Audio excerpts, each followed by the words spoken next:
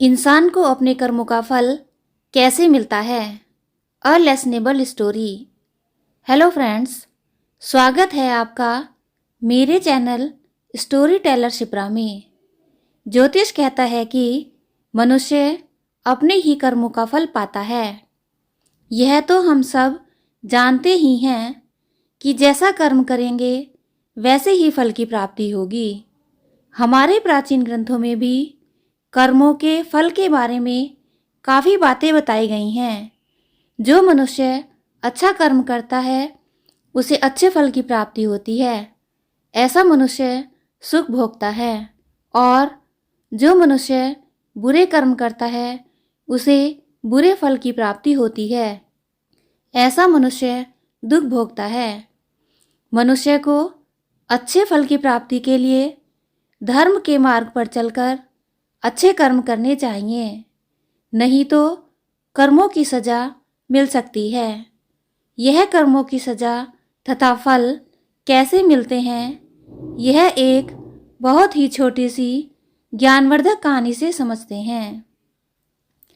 इंसान को अपने कर्मों का फल कैसे मिलता है? एक दिन एक राजा ने अपने 3 मंत्रियों को दरबार में बुलाया और पूछा कि हमारे राज्य में सबसे अच्छे बगीचे कौन कौन से हैं। तीनों मंत्रियों ने अलग अलग बगीचों के नाम बताए।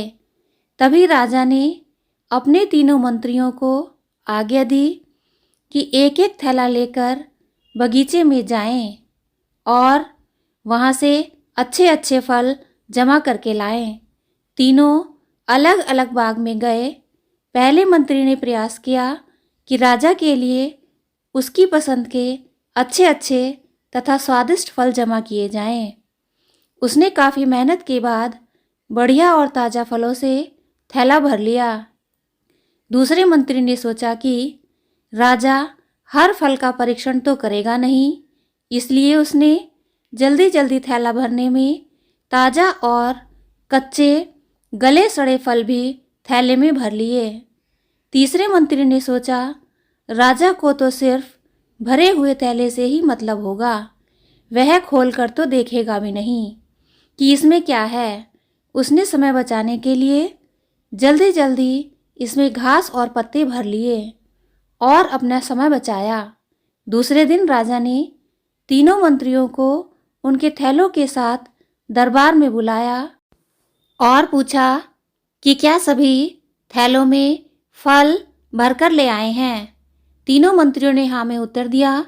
राजा बहुत प्रसन्न हुआ, लेकिन उनके थैलों को खोलकर भी नहीं देखा और आज्ञा दी कि तीनों को उनके थैलों समेत दूर स्थान के एक जेल में 15 दिन के लिए कैद कर दिया जाए। ऐसा सुनकर तीनों मंत्री बहुत ही हैरान हुए। अब जेल में उनके पास खाने पीने को कुछ भी नहीं था सिवाय उन फल से भरे थैलों के। तो जिस मंत्री ने अच्छे अच्छे फल जमा किए थे वह तो आनंद से खाता रहा और उसके 15 दिन बहुत आराम से व्यतीत हो गए। फिर दूसरा मंत्री जिसने ताज़ा और कच्चे गले सड़े फल जमा किए थे वह कुछ दिन तो ताज़ा फल खाता रहा, फिर उसे सड़े फल खाने पड़े जिससे वह बीमार हो गया और उसे बहुत कष्ट उठाना पड़ा। और तीसरा मंत्री जिसने थैले में घास और पत्ते जमा किए थे वह कुछ ही दिनों में भूख से मर गया। अंत में कहानी की शिक्षा यह है, अब आप अपने आप से पूछें कि आप क्या जमा कर रहे हो। आप तीनों मंत्रियों के समान इस जीवन रूपी बाग में हैं, जहाँ चाहे तो अच्छे कर्म जमा करें, चाहे तो बुरे कर्म। मगर याद रहे, जो आप जमा करेंगे वही आपको जन्मों जन्मों तक काम आएगा। कहानी पसंद आई है तो लाइक करें और मेरे चैनल को सब्सक्राइब करें। Thanks for watching.